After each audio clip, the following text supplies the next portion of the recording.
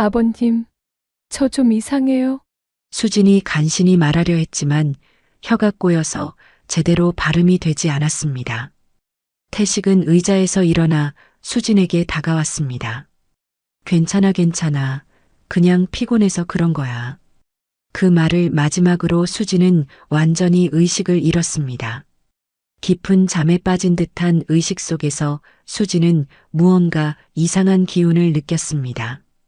누군가의 발걸음 소리, 방문이 열리는 소리, 안 돼, 안 돼요. 수진은 간신히 의식을 되찾으려 애를 썼지만 몸이 말을 듣지 않았습니다. 눈물 범벅이 된 수진의 절규가 작은 아파트 거실을 가득 메웠습니다. 하지만 이 비극적인 순간을 제대로 이해하려면 모든 것이 시작된 그 운명적인 날로 돌아가야 합니다. 불과 2달 전만 해도 수진과 도윤은 신혼의 달콤한 꿈속에 빠져 있었습니다.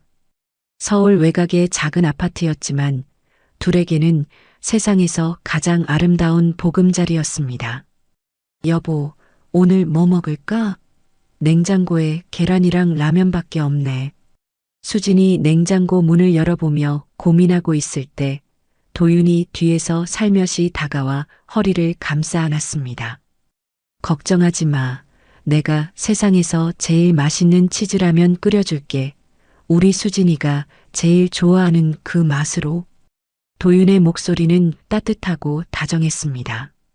그날 저녁 둘은 작은 식탁에 마주 앉아 라면을 나눠 먹으며 웃음꽃을 피웠습니다. 도윤아, 우리 언제쯤 더 큰 집으로 이사할 수 있을까? 수진이 젓가락으로 라면을 돌리며 물었습니다. 조금만 더 기다려. 내가 승진하면 강남 쪽에 투룸이라도 얻을 수 있을 거야. 그때까지만 참아줘. 도윤은 수진의 손을 잡으며 미안한 표정을 지었습니다. 수진은 도윤의 품에 안겨 작은 아파트 거실을 바라보며 생각했습니다. 돈이 많지 않아도 집이 작아도 상관없어. 이런 평범한 행복이 계속되기만 하면 좋겠어. 하지만 운명은 참으로 잔인했습니다. 금요일 저녁 도윤이 야근을 마치고 집으로 돌아오는 길이었습니다. 평소보다 늦은 밤 11시 회사 앞 교차로에서 일어난 그 끔찍한 사고. 신호를 기다리며 서 있던 도윤의 중고 소나타를 대형 트럭이 급브레이크를 밟지 못하고 그대로 들이받았습니다. 쾅! 금속이 부딪히는 소리와 함께 도윤의 차는 형체를 알아볼 수 없을 만큼 찌그러져 버렸습니다. 구급차가 도착했을 때 도윤은 이미 의식을 잃은 상태였습니다. 응급실 복도에서 수진은 하얀 가운을 입은 의사를 기다리고 있었습니다. 시계 바늘이 오전 3시를 넘어서자 의사가 무거운 표정으로 다가왔습니다. 유가족분이신가요? 의사가 조심스럽게 물었습니다. 네, 아내입니다. 수진의 목소리는 떨리고 있었습니다. 안타깝지만 너무 늦었습니다. 최선을 다했지만. 의사의 말이 끝나기도 전에 수진의 다리에 힘이 풀렸습니다. 세상이 무너지는 순간이었습니다. 장례식장의 차가운 공기가 수진의 뺨을 스쳤습니다. 하얀 국화꽃으로 둘러싸인 도윤의 영정 사진이 수진을 바라보고 있었습니다.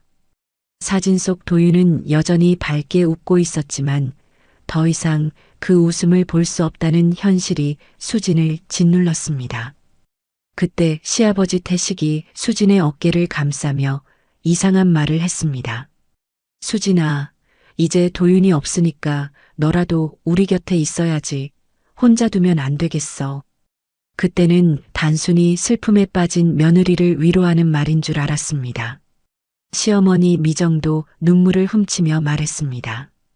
수진아, 혼자 그 좁은 집에서 외롭게 지내지 말고 우리 집에서 함께 살자.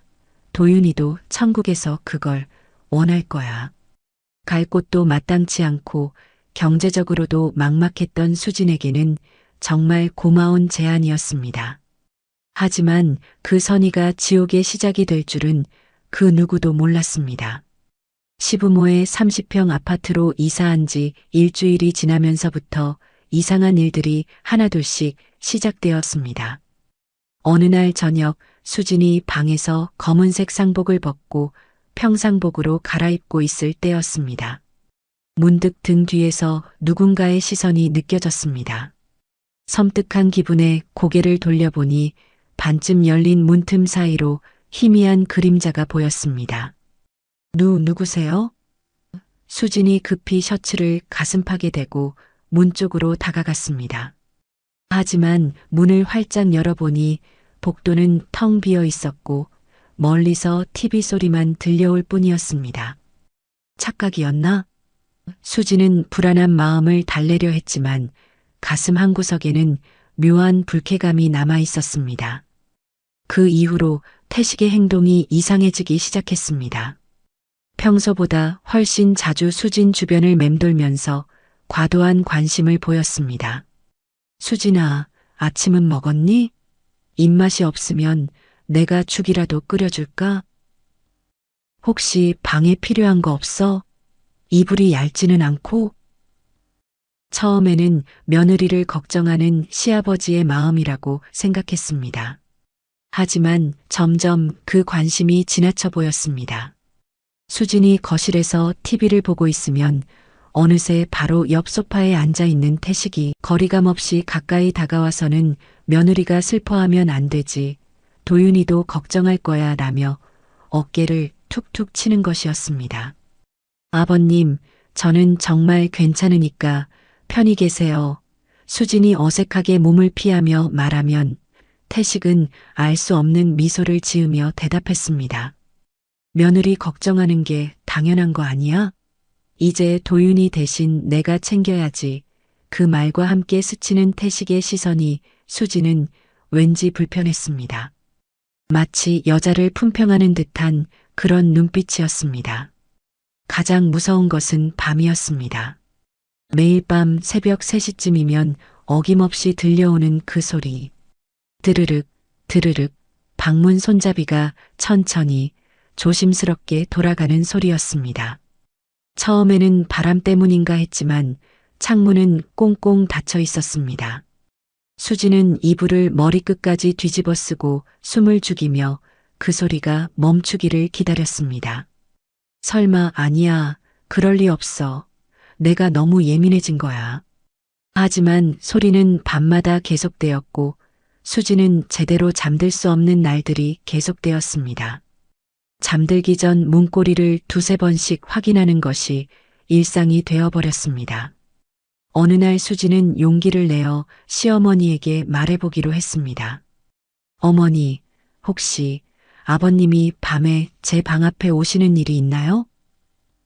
수진이 조심스럽게 물어보니 미정은 대수롭지 않다는 듯이 손을 흔들었습니다. 아, 그냥 밤에 화장실 가려다가 그런 거겠지. 남편이 원래 좀 덜렁대거든.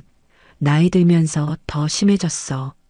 미정의 무관심한 반응에 수지는 더욱 외로워졌습니다. 이 집에서 자신을 이해하고 보호해줄 사람은 아무도 없다는 걸 절실히 깨달았습니다. 도윤이 없는 세상에서 수지는 완전히 혼자가 되어버린 것 같았습니다. 그런 수진을 태식은 더욱 주의 깊게 관찰하고 있었습니다. 이사한 지 2주가 지난 어느 날 저녁, 태식이 직접 부엌에서 뭔가를 오래도록 끓이고 있었습니다. 평소 부엌 일은 전혀 하지 않던 태식이었는데 말입니다. 구수한 국물 냄새가 집 안가득 퍼져나왔습니다. 수진아, 아버지가 특별히 곰탕을 끓였어. 며느리 기운 차려야지. 태식이 김이 모락모락 나는 하얀 곰탕 그릇을 수진 앞에 정성스럽게 놓으며 흐뭇한 표정으로 웃었습니다. 도윤이 없으니까 몸이 많이 약해졌을 거야. 이거 먹으면 기운이 팍 날 거야. 아버지가 정성껏 끓인 거니까 꼭 다 먹어야 해. 수지는 뭔가 어색하고 이상했지만 거절하기가 어려웠습니다. 시아버지가 직접 시간을 내어 끓여준 음식을 거부할 수는 없는 노릇이었습니다. 감사합니다. 아버님, 정말 정성스럽게 끓여주셨네요. 수진이 작은 목소리로 인사를 하며 숟가락을 들었습니다. 첫 번째 숟가락을 떴을 때는 평범한 곰탕 맛이었습니다. 진한 사골 국물에 밥이 잘 어우러진 익숙한 그 맛이었습니다. 하지만 몇 숟가락을 더 떠서 먹어나가자 뭔가 이상한 맛이 느껴졌습니다. 쓴맛일까 아니면 비린내일까 하지만 태식이 계속 지켜보고 있어서 내색할 수 없었습니다. 그릇의 절반 정도를 먹었을 때였습니다. 왜 이렇게 어지럽지? 갑자기 수진의 시야가 흐려지기 시작했습니다. 눈꺼풀이 납덩이처럼 무거워지면서 제대로 뜰 수 없었습니다. 숟가락을 들고 있던 손에 힘이 빠지면서 그릇 안으로 떨어뜨렸습니다. 철컹하는 소리가 이상하게 크게 들렸습니다. 아버님, 저 좀 이상해요. 수진이 간신히 말하려 했지만 혀가 꼬여서 제대로 발음이 되지 않았습니다. 태식은 의자에서 일어나 수진에게 다가왔습니다. 괜찮아, 괜찮아. 그냥 피곤해서 그런 거야. 그 말을 마지막으로 수진은 완전히 의식을 잃었습니다. 깊은 잠에 빠진 듯한 의식 속에서 수진은 무언가를 느꼈습니다. 무거운 숨소리, 거친 손의 감촉, 누군가가 자신의 몸을 만지는 낯선 느낌. 안 돼, 안 돼요. 수진은 간신히 의식을 되찾으려 애를 썼지만 몸이 말을 듣지 않았습니다. 마치 온몸이 마비된 것처럼 손가락 하나 움직일 수 없었습니다. 그저 그 끔찍한 순간들이 지나가기만을 기다릴 뿐이었습니다. 의식이 왔다 갔다 하는 중에도 수진은 느낄 수 있었습니다. 자신에게 무슨 일이 일어나고 있는지를. 하지만 저항할 힘이 전혀 없었습니다. 마침내 수진은 절망 속에서 의식을 완전히 잃어버렸습니다. 그동안 태식은 자신의 욕망을 채우고 있었습니다. 죽은 아들의 아내를 대상으로 말입니다. 새벽이 되자 태식은 조심스럽게 수진의 옷을 제자리에 정리했습니다. 그리고 아무 일 없었다는 듯이 자신의 방으로 돌아갔습니다. 수진은 깊은 무의식 속에서 헤어나오지 못하고 있었습니다. 그 사이 태식은 부엌에서 곰탕 그릇을 깨끗이 씻어 치웠습니다. 모든 증거를 없애면서 말입니다. 다음 날 오전 햇살이 창문을 통해 들어오면서 수진은 서서히 의식을 되찾았습니다. 머리가 깨질 것처럼 아팠고 입안이 텁텁했습니다. 이게 무슨 잠옷바지가 제대로 입어져 있지 않았고 속옷의 위치도 어색했습니다. 몸 곳곳에서 느껴지는 낯선 감각과 아픔, 특히 허벅지 안쪽의 이상한 느낌. 수지는 온몸에 소름이 돋으며 미친 듯이 화장실로 뛰어갔습니다. 씻어야 해, 당장 씻어야 해. 뜨거운 물을 틀고 샤워젤을 온몸에 발라가며 계속 비벼댔습니다. 피부가 빨갛게 될 때까지 문질러도 더러운 느낌은 사라지지 않았습니다.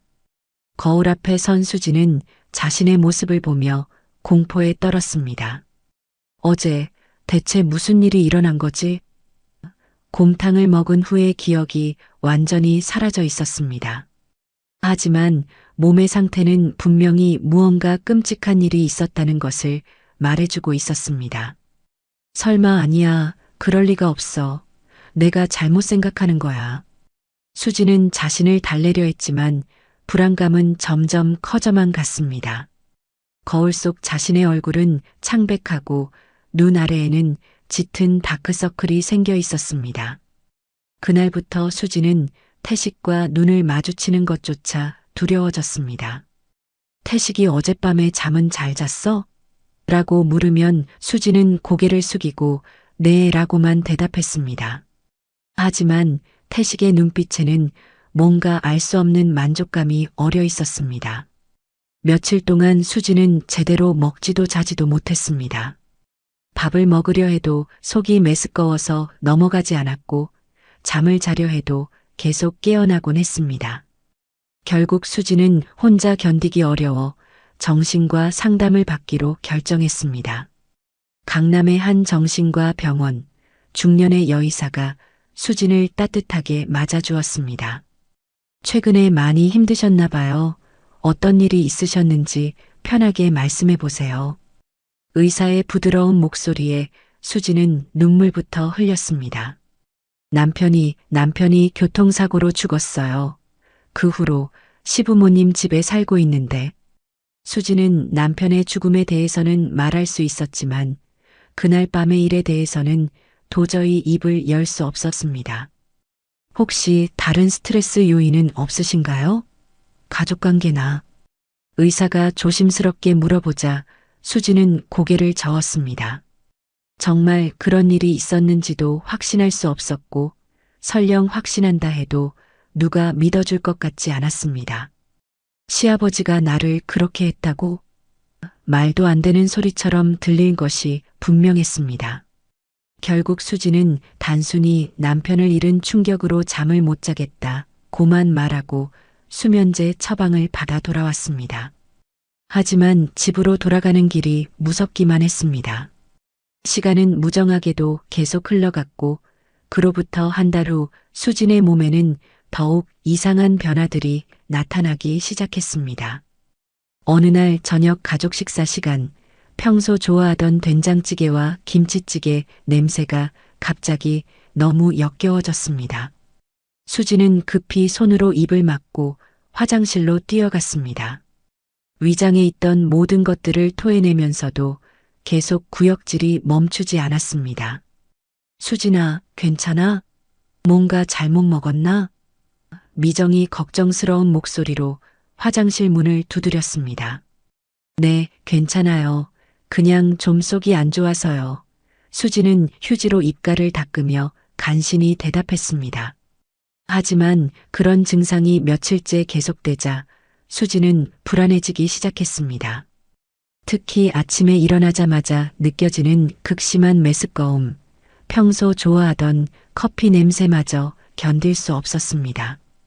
그리고 무엇보다 이상한 것은 생리가 언제부터 안 했지?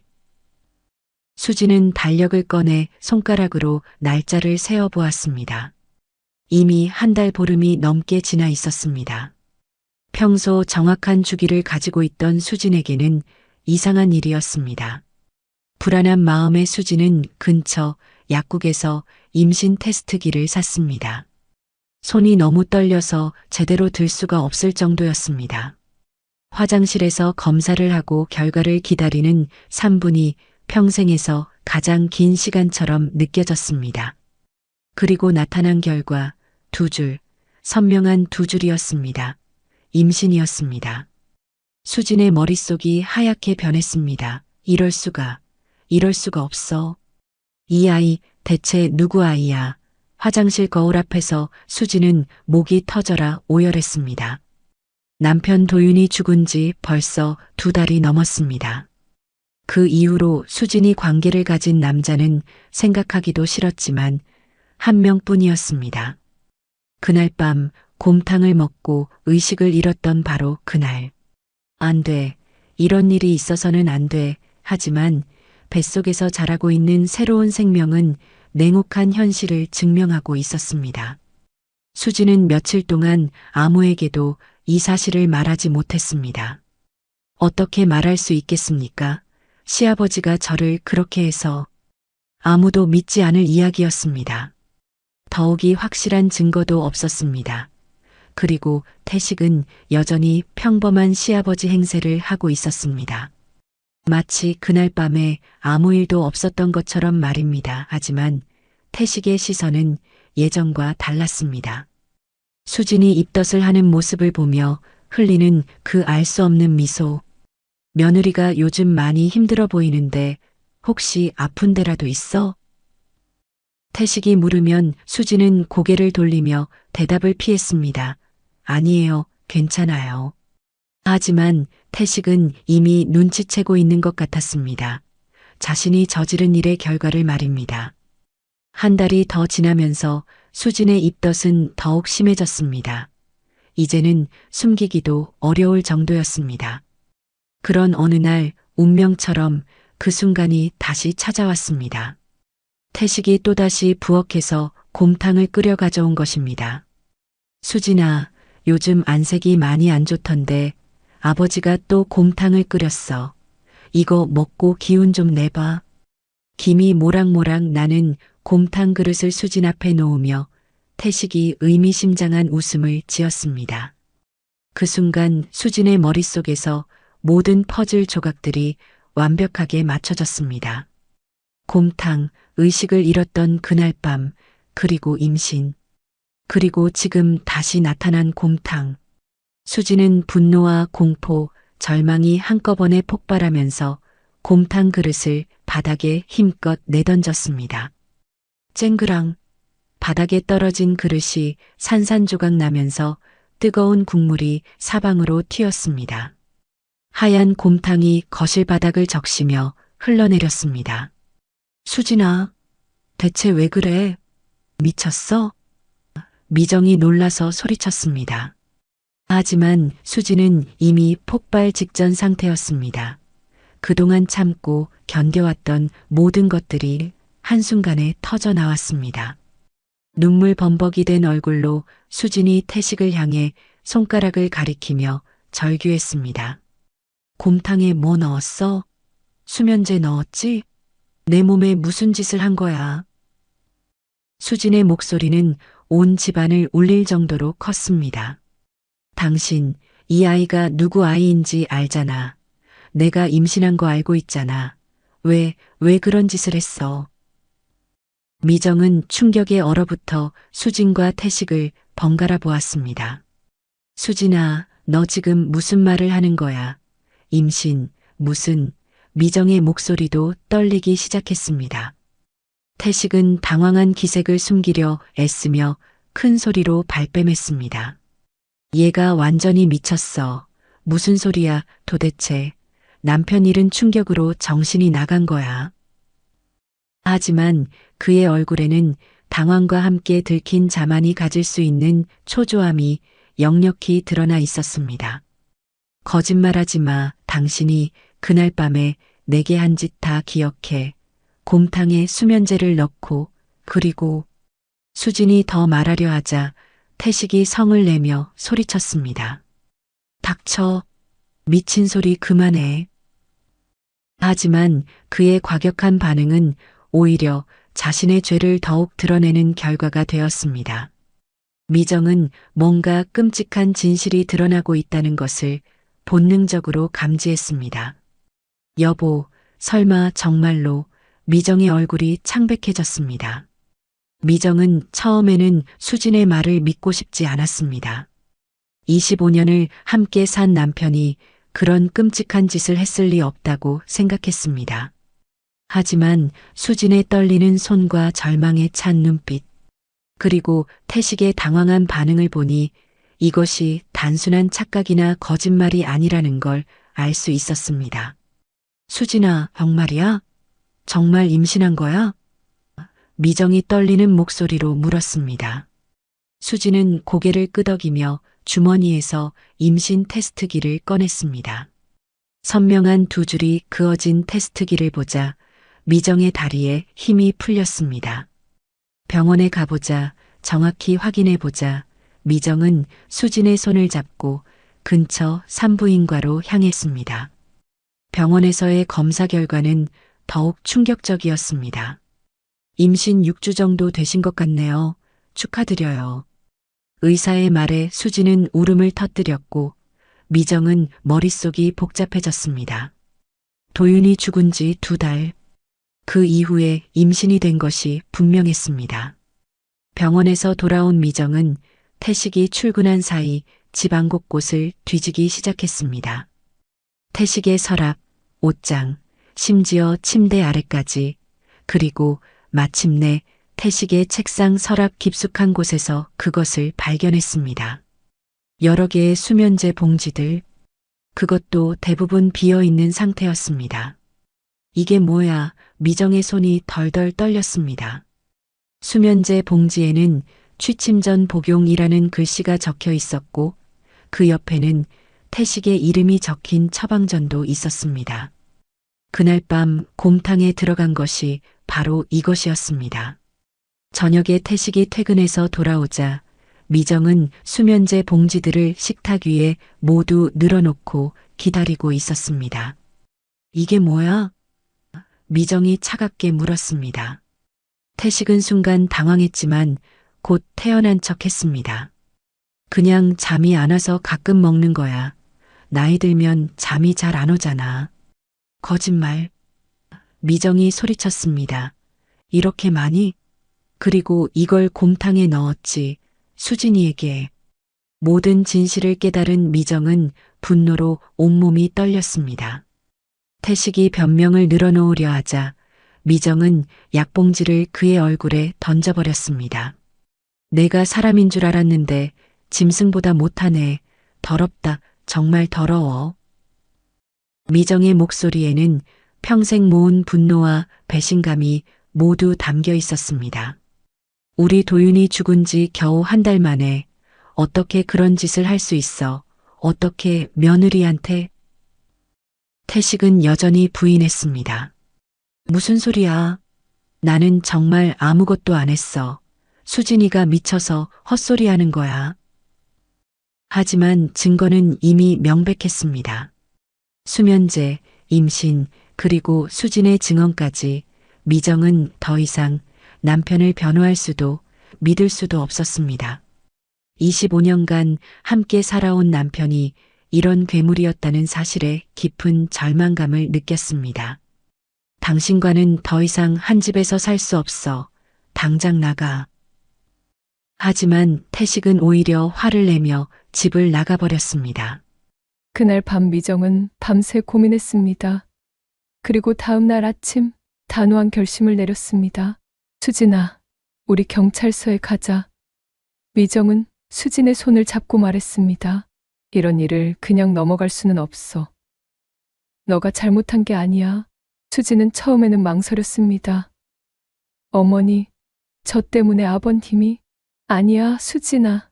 잘못한 건 그 사람이야. 우리가 당당해야 해.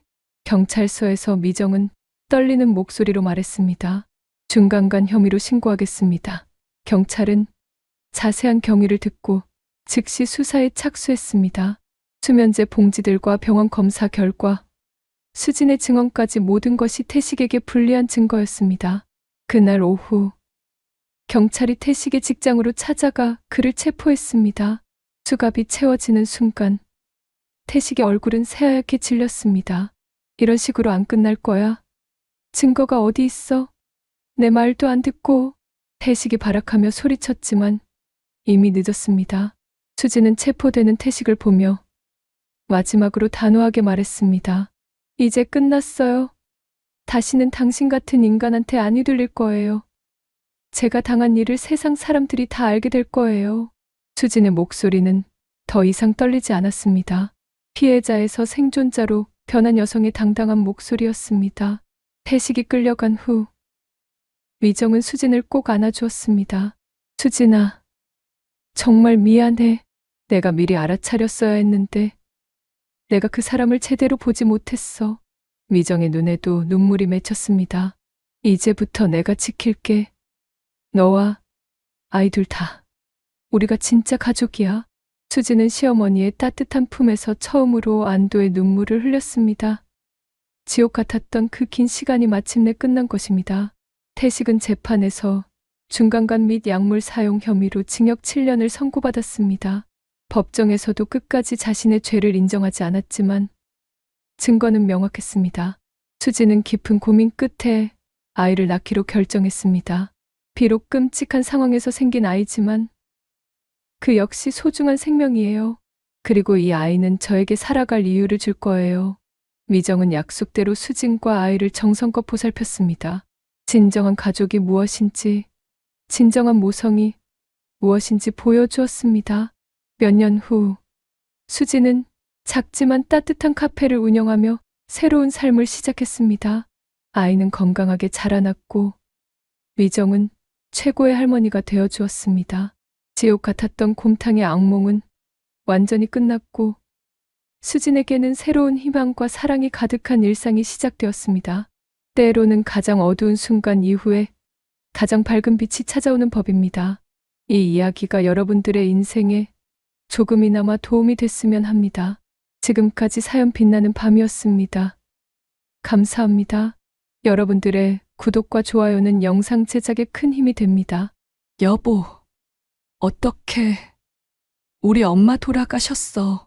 서진의 절망적인 목소리가 전화기 너머로 떨렸습니다. 그런데 남편 주영석의 대답은 충격적이었습니다. 장모님 잘 보내드려. 내가 간다고 장모님 살아 돌아와? 전화기 너머로 들리는 건 골프채가 공을 치는 탁탁 소리와 남자들의 웃음소리였습니다. 서진은 순간 말문이 막혔습니다.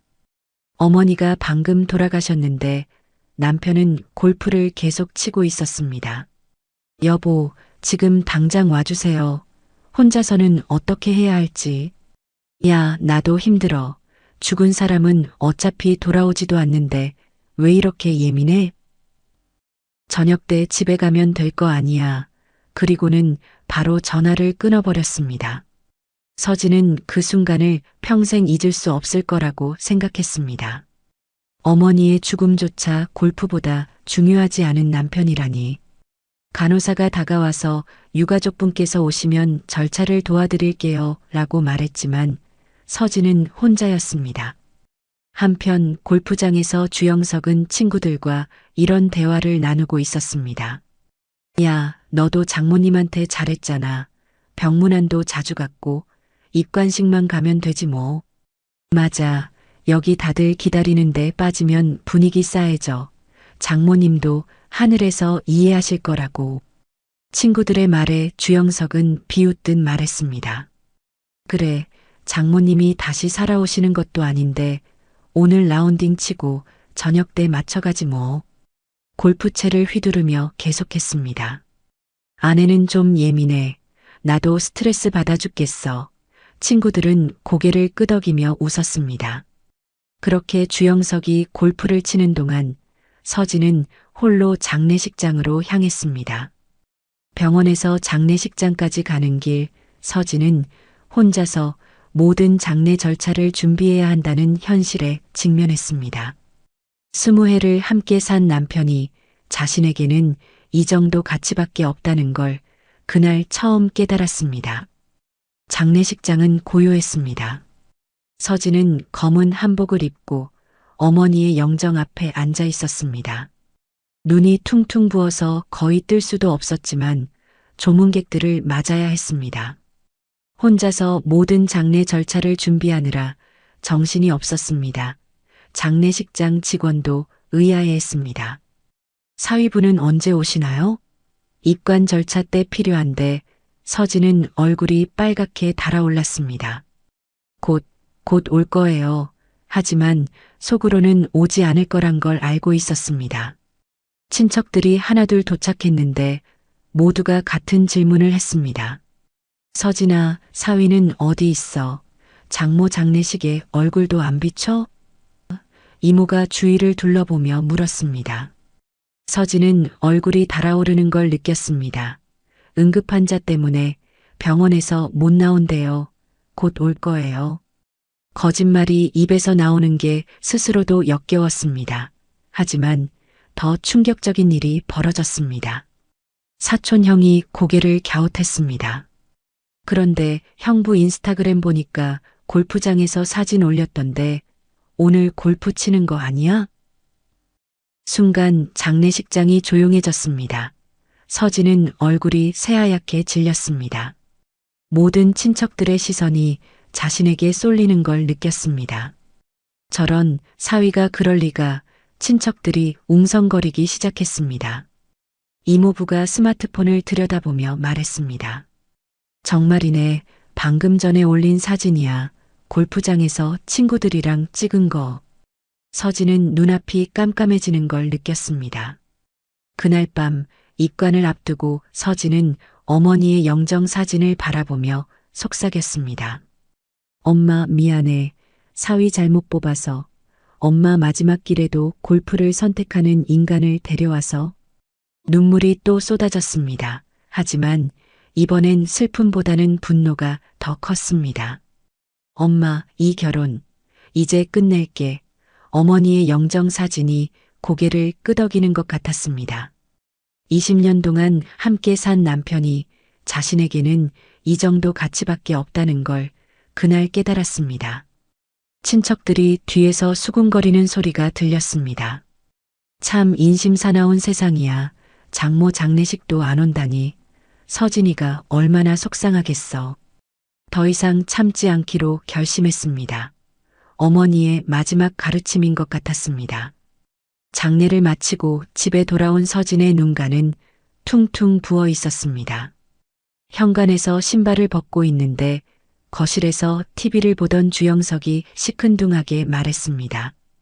계속 울상 짓고 찡찡댈 거야. 난 하루 종일 환자 보느라 죽겠는데. 서진의 손이 떨렸습니다. 환자요? 골프장에서요? 주영석은 대수롭지 않게 대답했습니다. 골프도 인간관계야. 병원 운영하려면 네트워킹이 필요하다고. 너도 사회생활 해봤으면 알 텐데. 마치 서진이 세상 물정을 모르는 사람 취급하는 투였습니다. 의사들끼리 모이는 자리였어. 나도 가기 싫었지만 어쩔 수 없었다고. 거짓말이 자연스럽게 흘러나왔습니다. 서진은 친척들이 보여준 SNS 사진을 떠올렸습니다. 서진의 눈물이 분노로 바뀌었습니다. 엄마 마지막 길에도 안 온 사람이 지금 나한테 이럴 자격이 있어요? 목소리가 떨렸습니다. 20년 동안 당신 뒷바라지하면서 내가 얼마나 참았는데 엄마 장례식에도 안 와? 주영석은 비웃듯 말했습니다. 너도 참 감정적이야. 장례 끝났으면 됐지. 언제까지 우울 팔 거야. 나도 힘들다고 친구들한테 무안했어. 그 말을 듣는 순간 서진은 20년 동안 쌓인 울분을 폭발시켰습니다. 힘들다고요. 엄마가 돌아가셨는데 당신한텐 골프가 더 중요했잖아요. 주영석은 짜증스럽게 말했습니다. 아, 진짜 왜 이렇게 예민해. 죽은 사람은 어차피 돌아오지도 않는데. 서진은 결혼 앨범을 꺼내들며 소리쳤습니다. 당신한텐 사람보다 당신 체면이 더 중요했다고요. 목이 쉴 정도로 소리쳤습니다. 그리고 웨딩드레스를 입고 활짝 웃던 자신의 모습을 바라보며 생각했습니다. 저때 우리는 정말 사랑했던 걸까? 주영석은 짜증스럽게 말했습니다. 야, 이상하게 굴지 마. 내가 너무 예민한 거야. 갱년기 왔나? 그 말에 서진은 더욱 분노했습니다. 갱년기요? 남편이 장모 장례식을 골프로 때우는데 이게 갱년기 문제예요? 하지만 서진은 더 이상 그 말을 들을 수 없었습니다. 20년간 참아온 모든 것들이 한순간에 무너져 내리는 느낌이었습니다. 이제는 정말 끝이라는 걸 직감했습니다. 주영석은 여전히 TV만 바라보고 있었습니다. 서진은 그날 밤 잠을 이룰 수 없었습니다. 과거가 자꾸 떠올랐습니다. 의대생이던 주영석과 처음 만났을 때를 기억했습니다. 나만 믿어요. 성공하면 당신을 평생 행복하게 해줄게요. 그때의 따뜻했던 눈빛이 아직도 생생했습니다. 카페에서 데이트할 돈도 없어서 학교 벤치에 앉아 김밥을 나눠 먹던 시절, 서로의 꿈을 이야기하며 미래를 그리던 시절이 그리웠습니다. 그런데 언제부터 이렇게 변한 건지. 주영석이 레지던트 할 때도 서진이 아르바이트를 3개씩 해서 생활비를 댔습니다. 조금만 참아. 내가 성공하면 당신은 일 안 해도 돼. 그 약속은 사라진 지 오래였습니다. 다음 날 서진은 남편의 서재를 뒤지기 시작했습니다. 통장 내역을 보는 순간 경악했습니다.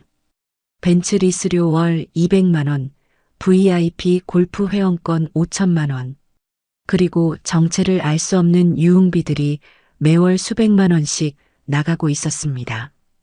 서진의 월급이 500만 원인데 남편 혼자 그보다 더 많은 돈을 쓰고 있었던 겁니다.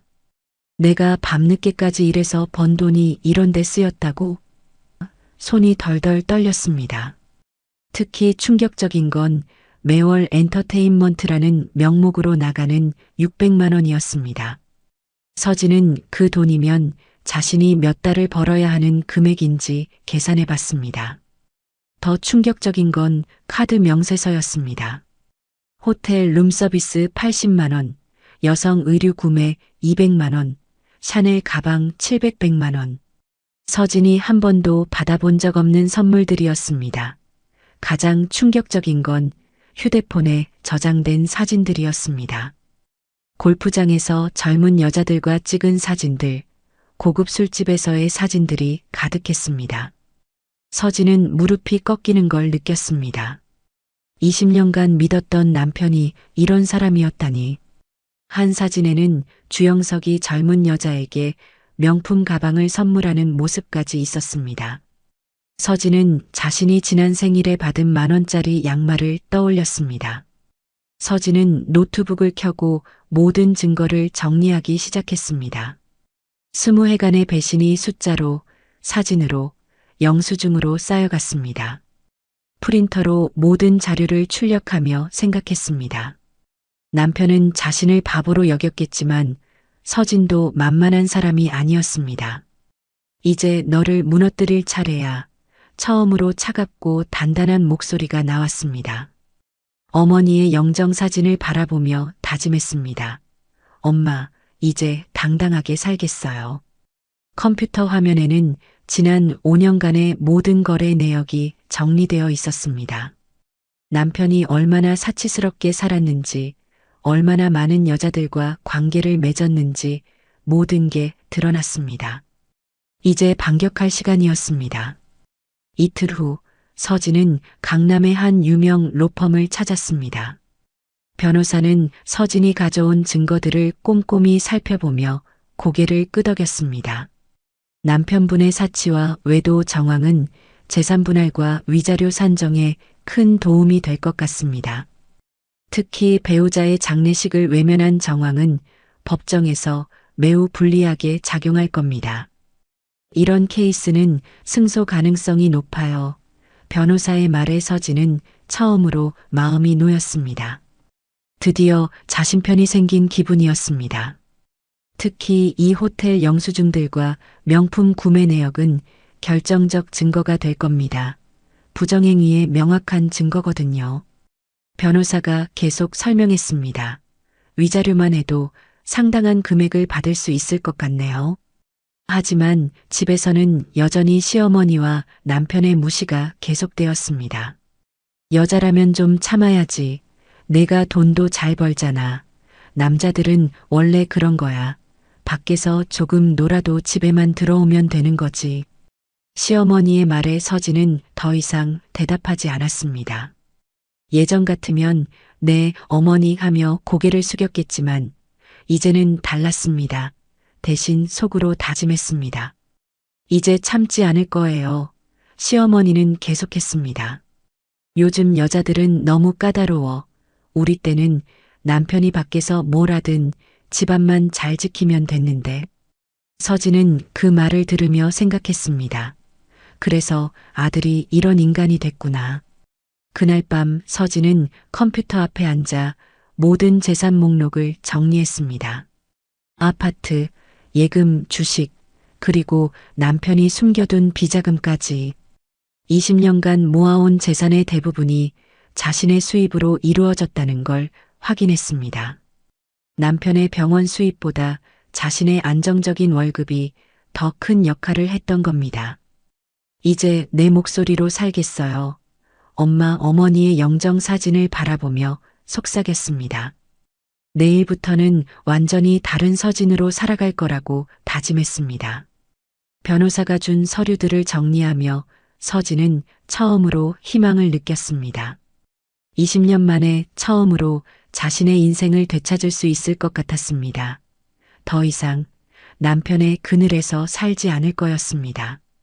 한 달 후 시어머니가 갑작스럽게 세상을 떠났습니다. 주영석은 완전히 무너져서 서진에게 모든 것을 의지했습니다. 여보, 이번만 좀 도와줘. 나 진짜 멘붕 왔어. 어떻게 해야 할지 모르겠어. 너밖에 없어. 평소에 무시하던 태도와는 정반대였습니다. 서진은 냉정하게 장례 절차를 도왔습니다. 하지만 마음속으로는 계획을 세우고 있었습니다. 주영석은 어머니의 죽음에 진짜로 슬퍼하는 것 같았습니다. 어머니, 정말 갑자기 가시면 어떡해요? 그 모습을 보며 서진은 생각했습니다. 친정어머니 돌아가셨을 때는 골프가 더 중요했으면서 똑같은 죽음인데 이렇게 다를 수 있나 싶었습니다. 장례식장에서 주영석은 사람들 앞에서 눈물을 흘리며 효자 연기를 했습니다. 어머니, 죄송합니다. 더 잘해드릴 걸 제가 부족했습니다.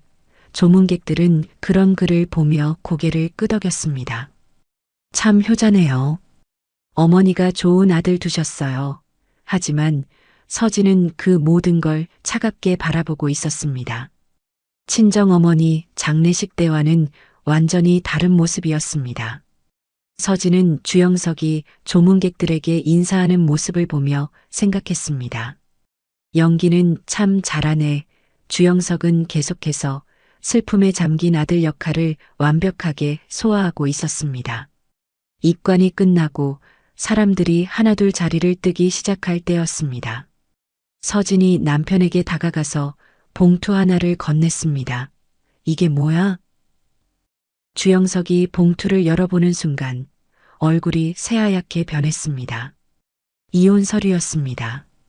당신 어머니 장례엔 참석했지만 당신과 결혼 생활은 오늘로 끝이에요. 서진의 목소리는 차갑고 단단했습니다. 주변에 있던 친척들이 웅성거리기 시작했습니다. 서진아, 이게 뭐 하는 짓이야? 주영석이 다급하게 말했지만 서진은 이미 등을 돌리고 있었습니다. 20년 만에 처음으로 자신의 의지를 당당하게 드러낸 순간이었습니다. 이게 무슨 소리야? 어머니 장례식에서 이런 걸? 주영석의 목소리가 떨렸지만 서진은 돌아보지 않았습니다. 2달 후 법정에서 주영석은 마지막까지 뻔뻔했습니다. 이 여자는 돈만 밝힙니다. 제가 고생해서 번 돈을 혼자 차지하려고 이러는 겁니다. 성격도 이상해져서 감정 기복이 심하고요. 갱년기 증상인 것 같습니다. 하지만 서진은 차분하게 모든 증거를 제출했습니다. 외도 정황 사진들, 사치 내역서, 그리고 장모 장례식을 외면하고 골프를 친 SNS 캡처까지. 판사도 놀라는 표정을 감추지 못했습니다. 피고인이 처가 장례식에 참석하지 않고 골프를 쳤다는 것이 사실입니까? 판사의 질문에 주영석은 말을 더듬었습니다. 그건 급한 일이 있어서. 골프가 급한 일이었나요? 판사의 차가운 질문이 이어졌습니다. 20년간 저의 희생을 이렇게 짓밟았던 사람입니다.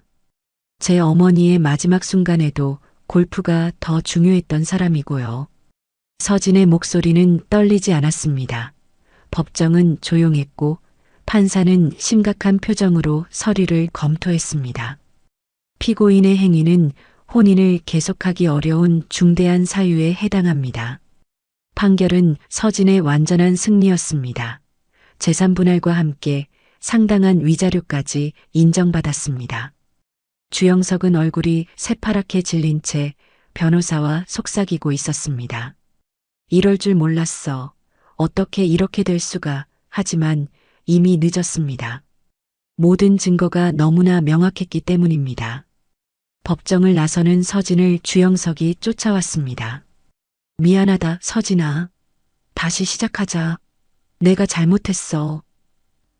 무릎까지 꿇으며 애원했지만 서진은 돌아보지도 않고 말했습니다. 이제 당신을 용서할 이유도 원망할 이유도 없어요. 당신은 이제 남이에요. 그리고 당당하게 법원 계단을 내려갔습니다.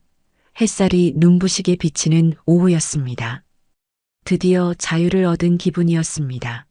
주영석은 여전히 법원 계단에서 무릎을 꿇고 있었습니다. 서진아, 제발 한 번만 더 기회를 줘. 하지만 서진의 발걸음은 멈추지 않았습니다. 20년 만에 처음으로 진정한 해방감을 느꼈습니다. 6개월 후 서진은 한강이 내려다 보이는 새 아파트에서 딸과 함께 차를 마시고 있었습니다. 엄마, 요즘 표정이 정말 밝아졌어. 예전에는 항상 피곤해 보였는데 딸의 말에 서진은 미소를 지었습니다. 응, 엄마가 이제 좀 살 것 같아. 진짜 내 인생을 사는 기분이야. 창밖으로 한강이 반짝반짝 빛나고 있었습니다. 이렇게 여유롭게 딸과 시간을 보낸 게 언제였는지 기억도 나지 않았습니다. 엄마, 이혼 잘한 것 같아. 아빠는 엄마한테 너무 못했어. 딸의 솔직한 말에 서진은 놀랐습니다.